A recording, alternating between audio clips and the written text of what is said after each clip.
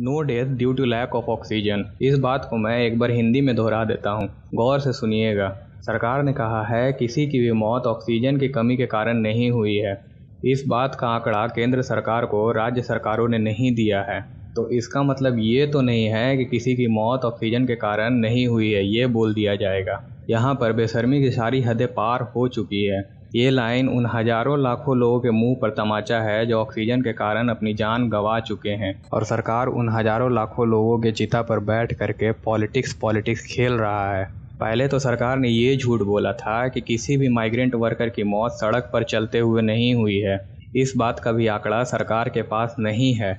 आप लोगों को ये बात तो याद होगा कि अनप्लान्ड, बिना सोचे समझे लगाए गए लॉकडाउन के कारण कितने लोगों की मौत हुई थी, और मुंबई, दिल्ली जैसे बड़े बड़े शहरों से माइग्रेंट लेबर अपने घर को पैदल ही वापस लौटने लगे थे। अगर आप लोगों को ये बात याद नहीं है, आप लोग इस बात को भूल चुके हैं, तो वीडियो को बस पूरा देखते जाइए, सारी बातें आपको याद आ जाएंगी। तो अब सरकार ये बोल रही है कि ऑक्सीजन की किल्लत के कारण एक भी मौत नहीं हुई है। इसके बाद शायद ये सरकार ये भी बोल दे कि किसी का रोजगार या फिर जॉब नहीं छीना है इस कोरोना के कारण।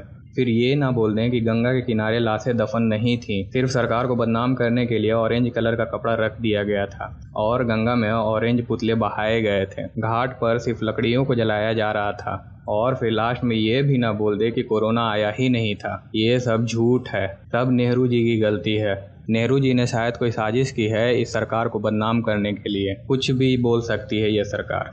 आखिर ये कितने शर्म की बात है कि इन लोगों की लापरवाही की वजह से हजारों लोग बेड की कमी से मरे और हजारों लाखों लोग दवा की कमी से मरे। कम से कम उन मरे हुए लोगों का हक तो इतना बनता ही था कि सरकार अपनी गलतियों को एक्सेप्ट करे।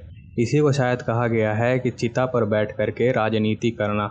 खैर दोस्तों, आज इस वीडियो में हम देखेंगे सरकार के बोले हुए दो सबसे बड़े झूठ को। मैं आप लोगों को इस वीडियो में बताऊंगा कि ऑक्सीजन की कमी के कारण कितने लोगों की जान गई है, और दूसरा मैं ये बताऊंगा कि कितने माइग्रेंट्स वर्कर हैं जो रोड पर चलते हुए मारे गए हैं। क्योंकि गोदी मीडिया को हिंदू मुस्लिम के बीच जहर फैलाने से फुर्सत तो है नहीं। हमें और आपको मिल करके सच को बाहर लाना होगा। तो दोस्तों, सबसे पहले माइग्रेंट वर्कर्स को लेकर के सरकार ने क्या झूठ बोला है, पहले उसे देख लेते हैं। तो माइग्रेंट वर्कर्स पर सरकार ने कहा है कि उनके पास कोई भी डेटा नहीं है कि कितने माइग्रेंट वर्कर रोड पर चलते चलते मरे हैं, चाहे वो ट्रक के नीचे आकर के मरे हों या ट्रेन के नीचे, चाहे वो गर्मी से मरे हों या फिर कंटेनर के अंदर सफ़र करने के कारण मरे हों। सरकार के पास इसका कोई डेटा नहीं है। संतोष कुमार गंगवार, जो कि लेबर एंड एम्प्लॉयमेंट मिनिस्ट्री को देखते हैं, इनके पास डेटा का ना होने का मतलब यही है कि किसी की भी मौत रोड पर नहीं हुई है। तो इस बात का सच्चाई यही है दोस्तों कि कम से कम 200 माइग्रेंट वर्कर की मौत रोड पर चलते चलते हुई है। कोई गर्मी से मर गया तो कोई बंद टैंकर में मरा,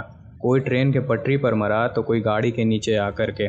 इस बात को सारा इंडिया जानता है, बट मिनिस्टर साहब को इस बात का पता क्यों नहीं चला। तो दोस्तों, यही सच्चाई है, और ये उन मरे हुए लोगों की तौहीन है जिन्होंने अपनी जान गंवा दी। और दूसरा झूठ सरकार का ये है कि किसी की भी मौत ऑक्सीजन की कमी के कारण नहीं हुई है। दोस्तों, इस झूठ पर बात करने से पहले मैं आप लोगों से एक सवाल करना चाहता हूँ। आप लोग कमेंट में इसका जवाब जरूर लिखना। दोस्तों, आप लोग ये बताओ कि कोरोना के कारण आप लोगों ने कितने जानने वालों को खोया है।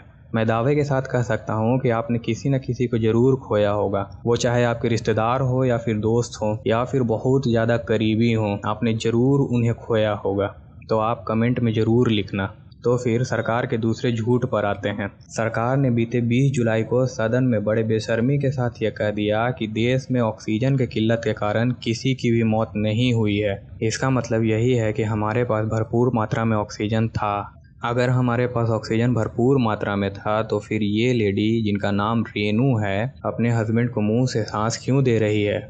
ये फोटो आगरा का है, जिसमें रेनू ने पूरी कोशिश की कि उनके हस्बैंड बच जाएं। वो लगातार अपने मुंह से अपने हस्बैंड को सांस देने की कोशिश कर रही थी, बट अफसोस की बात यह है कि उनका हस्बैंड नहीं बच सका। एक आर्टिकल के मुताबिक रेनू जी ने हॉस्पिटल वालों के हाथ पैर जोड़े, उनके पैर पकड़े, बट हॉस्पिटल वालों ने उनको हॉस्पिटल के अंदर एंट्री दी ही नहीं। आखिर हॉस्पिटल वाले करते भी क्या, उनके पास ना तो ऑक्सीजन थी ना ही बेड थे, और सिस्टम और सरकार की नाकामी के कारण रेनू जी के हस्बैंड मर गए। अगर ऑक्सीजन हमारे पास भरपूर था तो दूसरे देशों के आगे हमें हाथ फैलाने की ज़रूरत क्यों पड़ी, और ऑक्सीजन दूसरे देशों से भारत में क्यों आया। अगर हमारे पास ऑक्सीजन भरपूर था तो ये लोग ऑक्सीजन सिलेंडर लेकर के टाइम पास के लिए तो लाइन में नहीं खड़े होंगे। कोई ना कोई तो इनका चाहने वाला या फिर जानने वाला ऑक्सीजन के इंतजार में जिंदगी और मौत से लड़ रहा होगा, तभी ये लोग ऑक्सीजन सिलेंडर लेकर के इतनी कड़ी धूप में लाइन में खड़े हैं। अगर मैं सारे सिचुएशंस को दिखाने लगा तो मुझे टाइम कम पड़ जाएगा। तब भी कितने लोग ऑक्सीजन के कारण मरे हैं आपको मैं बता नहीं पाऊंगा। द वायर में छपे एक आर्टिकल के मुताबिक 178 से ज़्यादा लोगों की मौत सिर्फ ऑक्सीजन की कमी से हुई है। ये वो 178 लोग हैं जिनकी मौत हॉस्पिटल्स में हुई है। और हमारे पास इस बात का पक्का आंकड़ा नहीं है कि कितने लोग घरों पर ऑक्सीजन के कारण मरे हैं, क्योंकि बहुत सारे अस्पताल हैं जिन्होंने नोटिस लगा दी थी कि हमारे अस्पताल में ऑक्सीजन ख़त्म हो चुका है, आप अपने अपने मरीजों को यहाँ से ले जाएं। और ऑक्सीजन की कमी के कारण मरीज मरने पर अस्पताल की जिम्मेदारी नहीं होगी। तो सरकार के पास इन सारे मौतों का आंकड़ा होना चाहिए था और सरकार को चाहिए कि लाशों पर बैठ करके राजनीति करना बंद करे। उनको इस बात के लिए शर्म आनी चाहिए कि वो अपने लोगों के मौत पर ही राजनीति कर रहे हैं। ये जो लोग मरे हैं वो उनके ही वोटर्स थे। वो जब जिंदा थे तो किसी न किसी पार्टी को वोट तो दिए ही होंगे। हो सकता है इनमें से कईक ने रूलिंग पार्टी को भी वोट दिया होगा।